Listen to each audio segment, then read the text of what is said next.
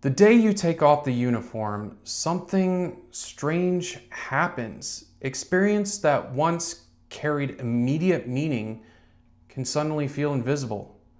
The rank is gone, the unit is gone, the mission is no longer written up on the board, and a veteran can begin to wonder whether the leadership built through years of service still matters. It does. But it has to be translated correctly. In the last episode, we established that America needs more capable veteran builders, but numbers alone cannot build a company. People build companies. They make decisions, earn trust, serve customers, manage money, correct mistakes, and keep a team moving when the plan meets reality.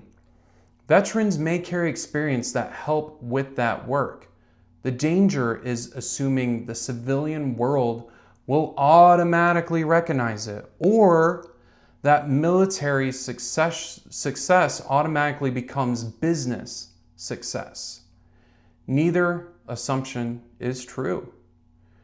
When people hear the word leadership, they often picture a title, but useful leadership is behavior.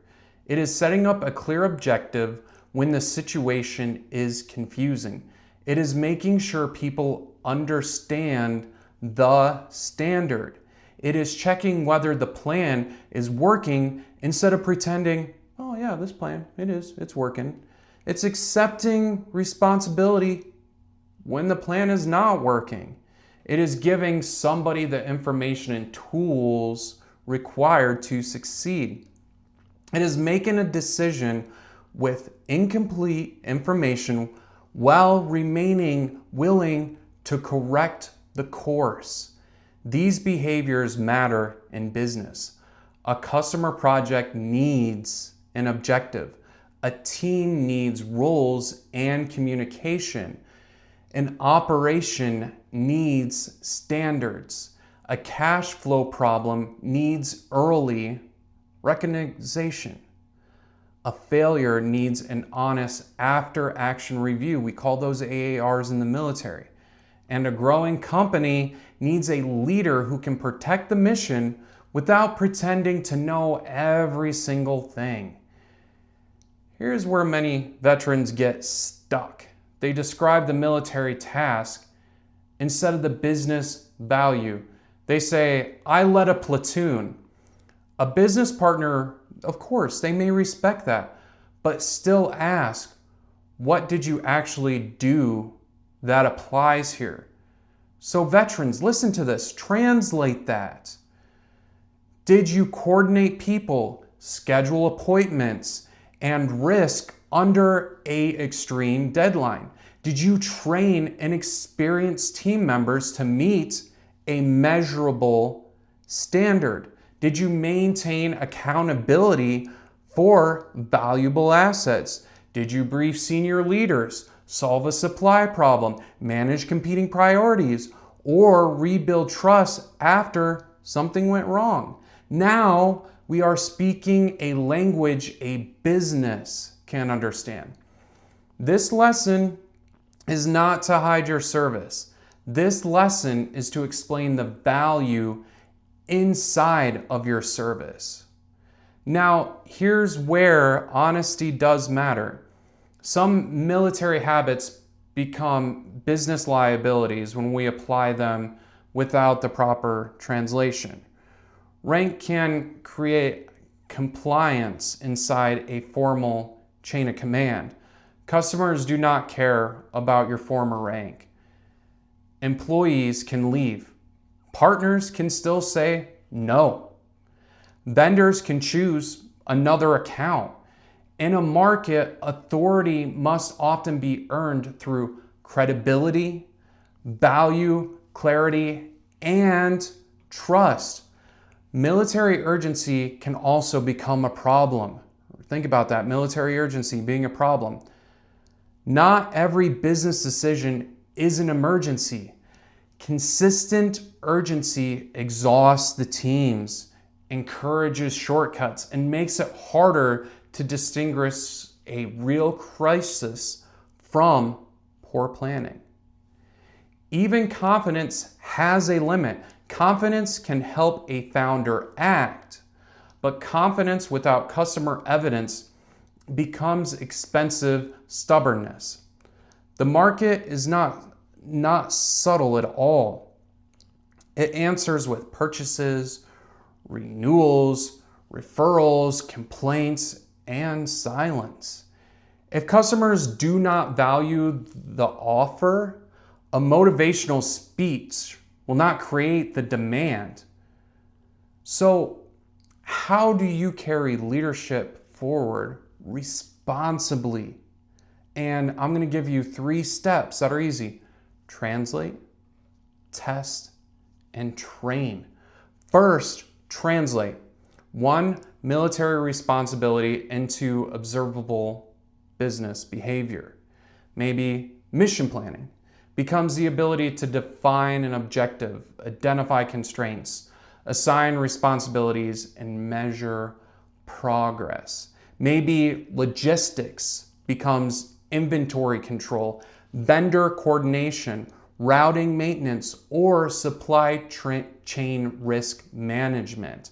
Maybe developing people becomes onboarding, coaching, performance feedback, and building a culture of accountability. Second, test whether that capability creates value in the market you want to enter. Ask an owner, customer, or industry expert whether the work breaks down.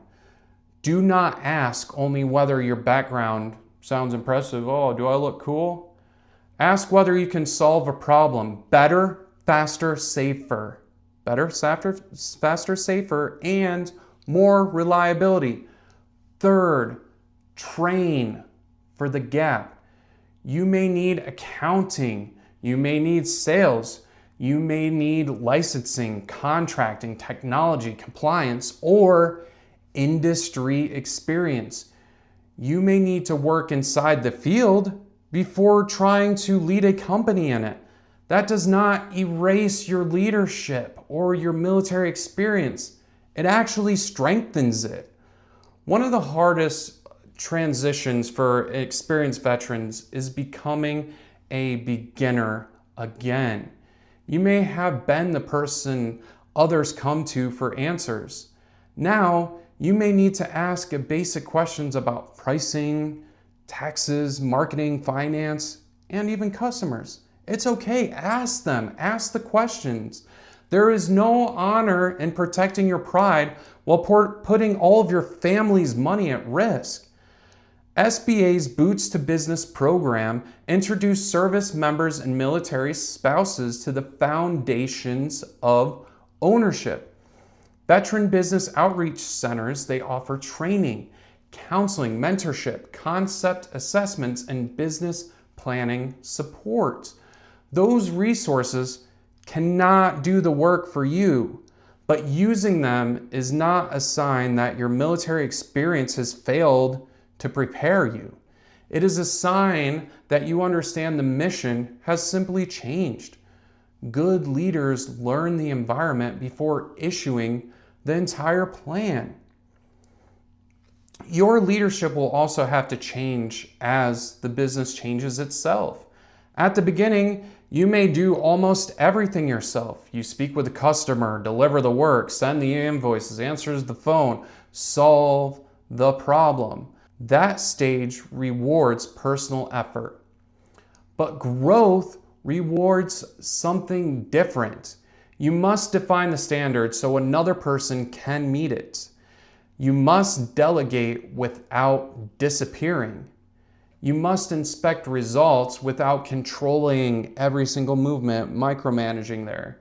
You must create room for employees who know more about a subject than you do. That's okay.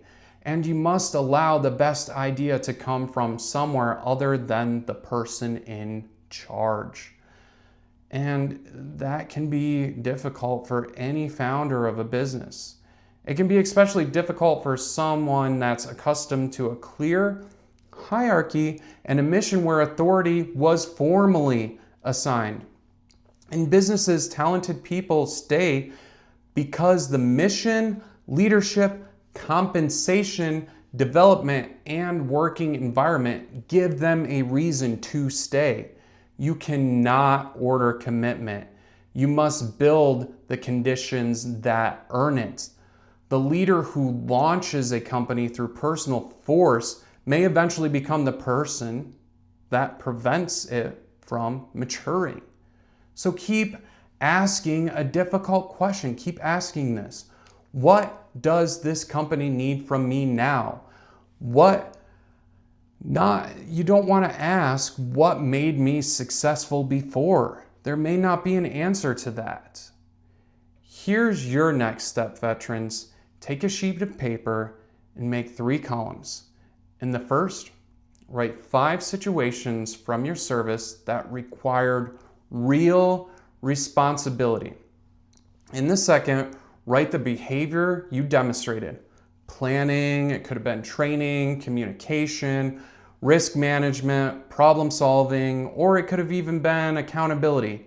And then in the third column, write the business situation where that behavior could create actual value. Then circle the places where you were making an assumption. These circles are your research questions. Take them to customers, take them to owners, to mentors, and to counselors. This is how experience becomes evidence. Your uniform may be in a closet. Your rank may no longer appear beside your name, but the responsibility you carried can still matter. The planning can matter. The accountability can matter. The ability to adapt can matter. The commitment to the people beside you can matter. You do not need to pretend military service taught you everything about business. You need to identify what it taught you, translate it honestly, and keep learning. In the next episode, we will examine why ownership changes the future and why owning an asset is different from earning a paycheck. That conversation will include opportunity, but also risk, debt, cash flow, and responsibility. So click that subscribe button down below for VestVet and keep building with us here. Your leadership matters to VestVet. Now hit the subscribe and give it a new mission.